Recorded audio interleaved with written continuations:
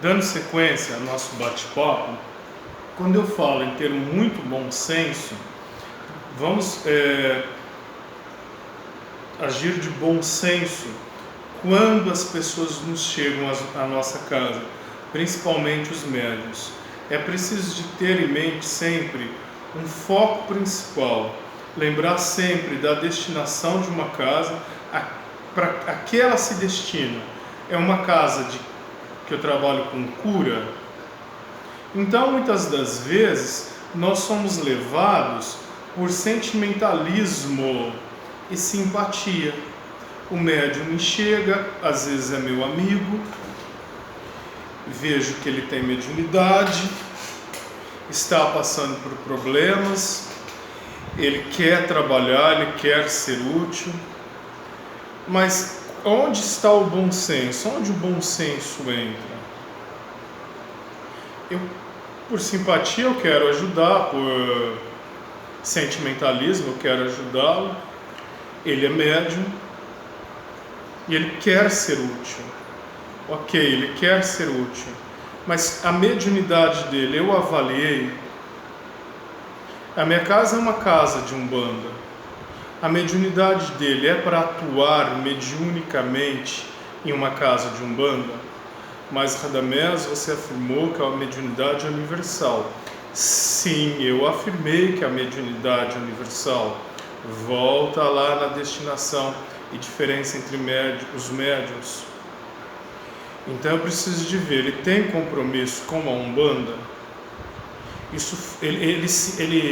Ele gosta do ambiente de terreiro? Ok, eu preciso de ter bom senso.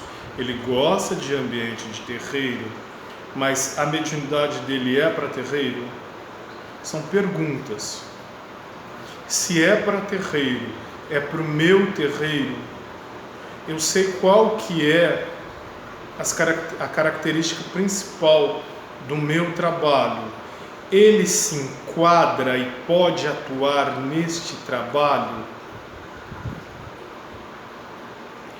Preciso de fazer essas perguntas, porque senão eu fico ali, eu seleciono muitas palavras, viu, gente? Eu zoom muito também, hein? Sou contundente e pontual nas minhas críticas, mas maldade eu procuro deixar de fora das nossas aulas, mas eu he usado uma palavra.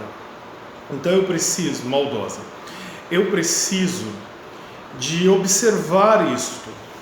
Isso não é selecionar as pessoas, você serve, você não serve, você serve, você não serve. Não é isto que eu estou querendo passar para vocês na composição e na recepção de trabalhadores espirituais.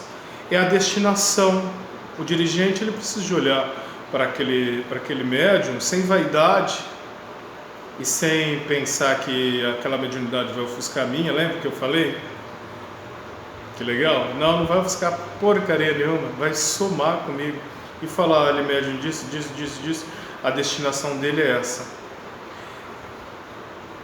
Os guias espirituais, principalmente um em particular, que é o guia principal de um médium, quando ele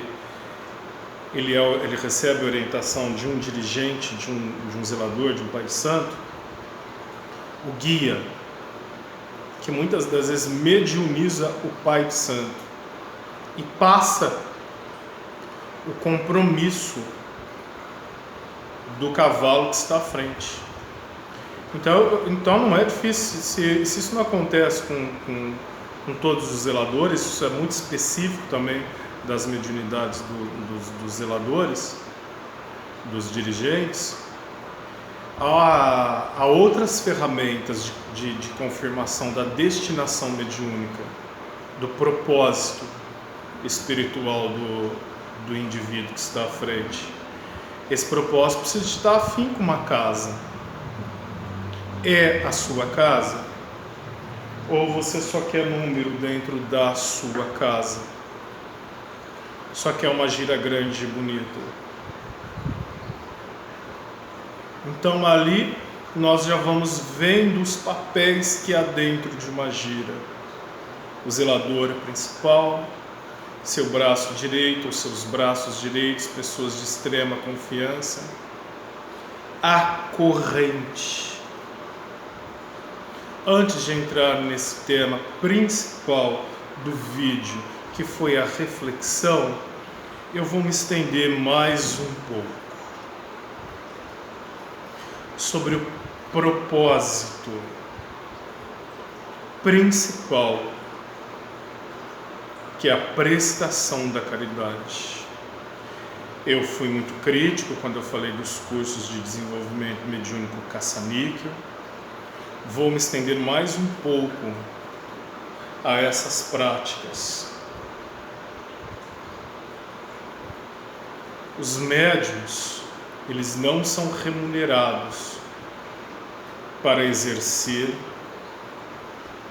a sua mediunidade. Isto é totalmente antiético. Totalmente antiético. O médium, ele tem que ter um trabalho, um ofício e ser remunerado pelo seu ofício. Quando o médium insiste nesta prática para ser remunerado, até então os seus guias toleram o comportamento e o conduzem à reflexão. Quando ele insiste nessa prática, os seus guias se afastam, a princípio temporariamente.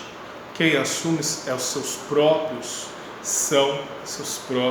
obsessores, ou espíritos perspicazes, inteligentíssimos e poderosíssimos no mal.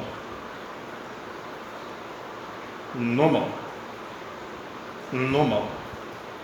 Os guias abandonam os médiuns. Então, o propósito principal da religião da Umbanda é a prática gratuita e desinteressada da caridade. Dai de graça o que de graça você recebeu. Voltando ao tema, eu tomo muita água, viu, gente? Voltando ao tema, quando eu vir aqui, estou pegando água. Eu não aguento Ribeirão Preto, vocês não têm ideia da antessala do inferno que é essa cidade, vocês não têm ideia, hein? Quando desencarnar, não vou nem falar, nossa, fresquinho, né? Voltando ao nosso tema principal, que é a reflexão. Quando eu afirmei que o mal é unido no mal. E nós vivemos tempos em que participamos ativamente de uma guerra espiritual que está em curso, onde as unidades terreiros, as casas espíritas, as instituições sérias são fortemente atacadas de dentro para fora, porque o mal se uniu. As diversas facções espirituais do mundo espiritual, elas se unem quando elas querem destruir a obra do Cordeiro. E seu objetivo principal é destruir a obra do Cordeiro. E o que se faz com o espólio da guerra? Aí eles brigam entre si depois. E o espólio da guerra, no caso que eu estou falando, são os médiuns e as casas que eles conseguem invadir e assenhorar os médiuns. Já estou falando sobre processos obsessivos que inicia-se com pequenas influenciações de antipatia entre os médiuns da corrente, com relações de antipatia entre os médiuns da corrente, ou relações sexuais entre os médiuns da corrente. É o oposto, né? A antipatia e o desejo sexual, no caso. Essas pequenas falhas esses pequenos vacilos, quando não são observados e corrigidos inicialmente, isso se alastra, os grupinhos se formam, as duplas de Batman e Robin se colam uma à outra. Cria-se núcleos paralelos. Inicia-se, principalmente, eu fui muito bem claro, o autor foi muito bem claro, existe apenas uma figura de um dirigente, não existe dois dirigentes. Quando há disputa pelo poder dentro de uma casa de umbanda, de um centro espírita, de uma obra do Cordeiro, vocês não fazem ideia das consequências. Para se ter ideia, pesquise na literatura espírita.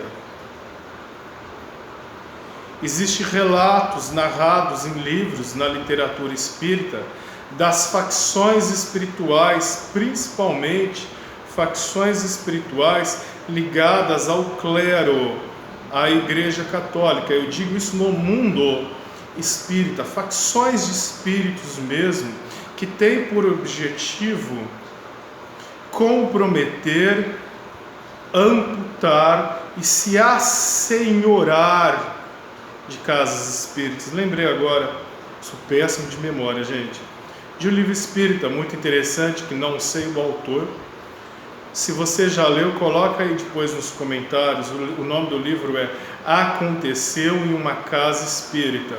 Um livro facílimo de ler, gostosinho de ler e muito didático, de um processo de assédio espiritual dentro de uma casa espírita, que cabe totalmente dentro da nossa atividade de médiuns de terreiro, cabe totalmente no nosso contexto umbandista. Quando há disputas espirituais, médiuns querendo se aparecer mais do que os outros, se aparecer.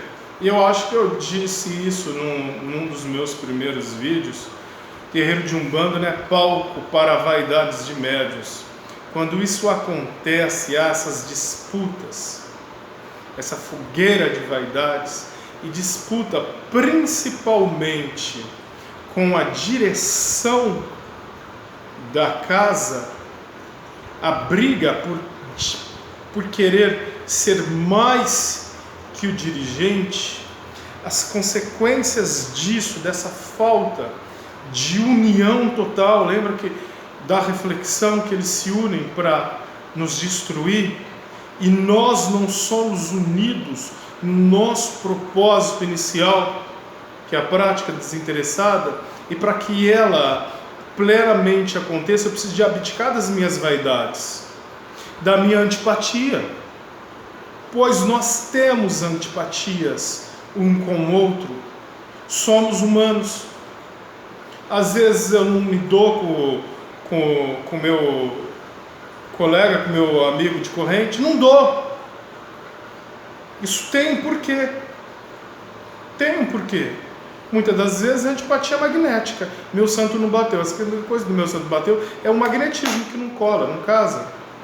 Mas se eu insisto nisso e falo, não, gente, peraí, não posso ficar pensando isso do cara. Ela também vem aqui para trabalhar. Não, ela não está se achando, não. É o trabalho dela, é o jeitão dela, ela é assim. Se eu não imediatamente eu começo a conversar comigo e tirar essas coisas da minha cabeça, isso cresce, porque essa semente, que é a semente da antipatia, da implicância, da maldade, é uma semente. Os espíritos influenciadores vão fazer essa antipatia crescer dia a dia. Quando vê, isso cresceu tanto que eu não suporto pensar nessa mulher, nesse cara. Eu não quero ir mais na casa porque aquilo me causa incômodo. Aí aquela lá, se eu vejo conversando com aquele ali, eu já penso que aquela lá contaminou aquele ali, aquele aí, eles montaram um grupinho. Mas isso tudo são paranoias, que nós temos sementes, e essas sementes são irrigadas pelos obsessores. Aí a corrente já se enfraqueceu.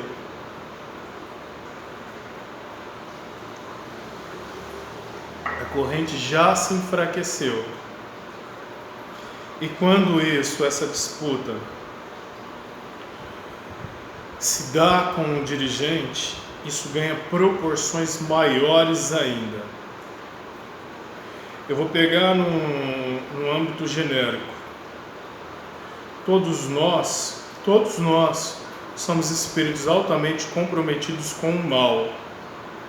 E reencarnamos na Umbanda, reencarnamos como médiuns, para começar a pagar a fatura do nosso cartão de crédito, ao passo que eu me dedico realmente à minha atividade de caridade. Mas mesmo assim, eu continuo sendo influenciado pelos meus antigos parceiros de crime. No livro dele, em um dos capítulos, ele fala desse tema: obsessão entre médiuns, principalmente entre parceiros de trabalho mediúnico. Ele dá um exemplo muito feliz. O exemplo dele é de um filme que ele assistiu. Ele narra parte do filme que um cara cometeu um crime, o cara foi julgado e preso, e ele sai depois de muitos anos em liberdade condicional. É-lhe dado o direito de viver em liberdade condicional. Quando ele sai, os seus antigos parceiros de crime vê que ele está livre. E ele é um bom bandido no péssimo sentido. E esses seus antigos comparsas vêm em cima dele, começa a assediá-lo para ele voltar para o mundo do crime. Assediá-lo, porque ele é um bom bandido no pior dos sentidos. E os caras não vão deixar ele em paz, vão fazer de tudo para que ele reincida no crime. Essa é a nossa vida, bem ilustrada, e muito bem ilustrada, e bem citada pelo autor, pelo Hermínio, muito. Então os nossos antigos comparsas, você que vive no mundo da Disney, eu estou te falando isso, você está horrorizado? É a vida. É a vida, meu amor, não tem o que fazer. Não somos ainda boas pessoas.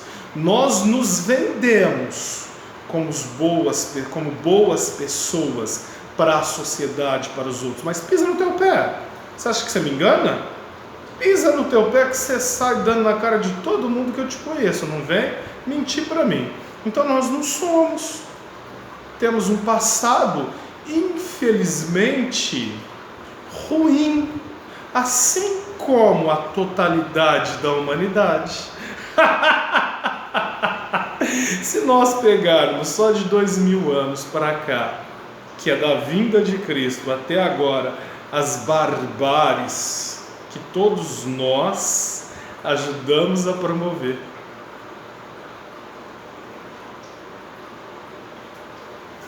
E hoje você recebe um belíssimo caboclo, um amável preto velho. Sim, graças a Deus eu tenho esse mérito, temos esse mérito. Graças a Deus, ai de nós, se não fôssemos convidados a servir.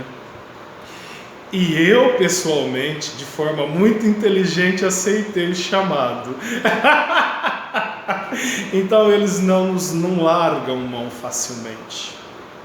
E quando há essas ações, essas influenciações, gente, nós temos as nossas proteções espirituais, que são os fluxos energéticos, fluídicos, de alta potência dos nossos guias, sustentando a nossa coroa, nos dando uma sagrada e potente proteção espiritual. Quando nós vamos nos desgastando ao longo do tempo com essas situações, nós vamos perdendo desgastando, perdendo não, desgastando esses fluxos magnéticos de alta potência para os nossos guias e caindo muito facilmente nos fluxos magnéticos, fluídicos dos nossos antigos comparsas, que nos querem de volta. Estando encarnado como nós estamos, somos valiosíssimos para eles. Valiosíssimos. E podemos nos tornar seus médiuns, se é que já nos tornamos sem perceber. Então daí a principal e pior consequência da falta de união entre os médiuns de uma corrente. Eu aprofundo mais. Muitos encarnados têm um passado tenebroso em escolas iniciáticas negras mesmo. Todos querem ser bruxinhos e bruxinhas das Disney e insistem nessa ilusão, mas a verdade é do histórico em antigas escolas iniciáticas e facções de magos negros, em grupos de magnetizadores, em experimentos, participando de experimentos nos períodos entre vidas. E quando essas disputas e essa perda de vitalidade que os médiuns sofrem ao longo do tempo, isso não se dá de uma única vez, quando cai, porque isso já se arrasta a um longo período de anos, às vezes décadas. Esses antigos comparsas conseguem realmente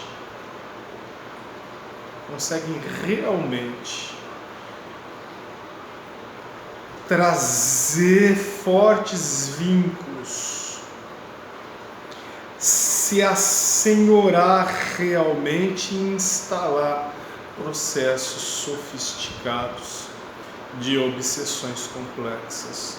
Tudo isso pela maledeta da vaidade, pelas disputas e a consequência da falta de união.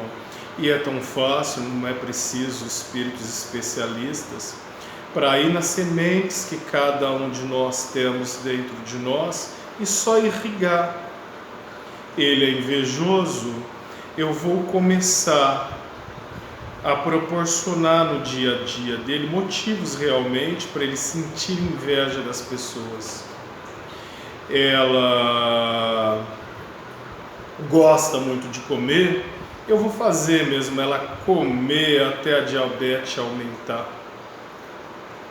Ah, mas ela vai ficar diabética e ela vai engordar e ela tem uma autoestima baixo. Eu vou dar motivos realmente para ela se sentir um lixo. São pequenos exemplos bobos mesmo.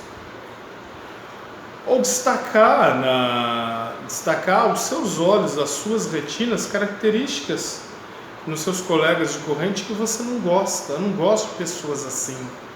Então começa a ressaltar a característica daquela pessoa em você e seu ranço aumenta. Seu ranço aumenta quando você vê, você fala, esse lugar não serve para mim. Esse não serve, não dá mais. Isso tudo porque eu não me policiei. Eu não repenso, tá? É uma característica dele, o que eu vou fazer? Eu tenho que trabalhar em mim a minha dificuldade. E ela é assim, não tem o que fazer, gente. Ai, mas isso não dá. Ah, não dá porque é nela, né, fulano? Você, as coisas que você arruma aí. E porque nela não pode essa característica, esse dito defeito. Ela é assim. E você? Eu, hein? Gente louca. Ela não pode, você pode. Não faz sentido algum. Então essas coisas nós temos que observar em nós. E a desunião é a principal porta de influenciação negativa. A falta de união. E você, que gosta de encher a boca e falar que é trabalhador do bem do Cordeiro, salve Jesus, saravá, babá, oxalá.